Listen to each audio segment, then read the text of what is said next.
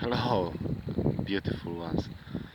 Uh, Warm hello from Portumna. I'm just at the lake. You see.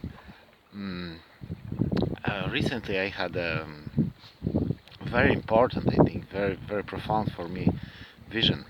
I had some silo mushrooms. Thanks my beloved friend, and I think I was looking for a step forward. I was looking for something, for some knowledge, for a vision, and I've got it. I want to share it with you. Uh, okay, I be trying to put it all short. Uh, we are we are the one. We are one hyper intelligent, hyper sensitive, hyper creative being. This being is keeps exploring itself in infinite number of configuration combination. It keeps looking for new abilities, new ways of perception, new perspective, new ways of observation. uh, the ego consciousness, the ego the identity, the illusion of separation. It whether it evolved from the central being or it developed at it was just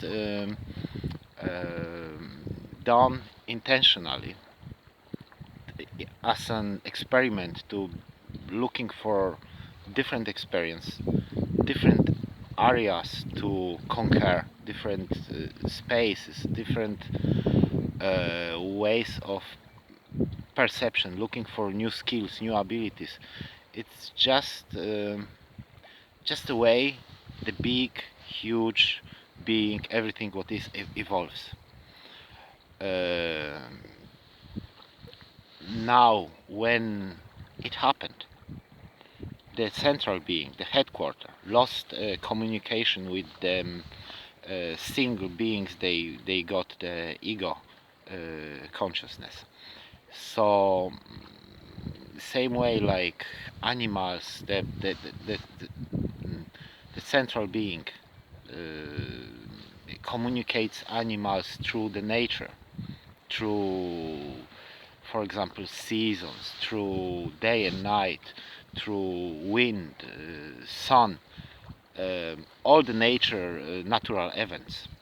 They move just, the central consciousness is able to move to ask the animals for doing something for common good. So people lost contact with it. So that's why I think I saw that. That's the so-called reality. Uh, the way the everyday's life makes us doing things. That's the language of the central being. How it has to communicate us because we lost the direct connection. So the reality is just a tool for a central being to make us doing things sometimes we unconscious, unaware, doing things for the common good, for everything what exists, what is. And now have a look. The people, they start to listen to the inner voice, to their hearts. They, however, the reality is getting like whatever happens in the world. They just like step back of it, because they develop own language, own communication through our inner voice, through our hearts. We develop the way of direct communication, or we are getting this back, direct communication with the central, with the headquarters. And then the reality, we just step back. We don't need it anymore. We don't need the imperatives from reality that will be pushed up and down, left and right, because we are getting the direct direct connection with the central, with the headquarters. Um, what else? What else? That was very strong. I saw it really strongly. Uh,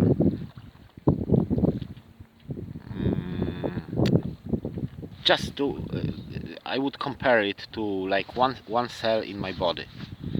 Um Imagine one cell in my body has.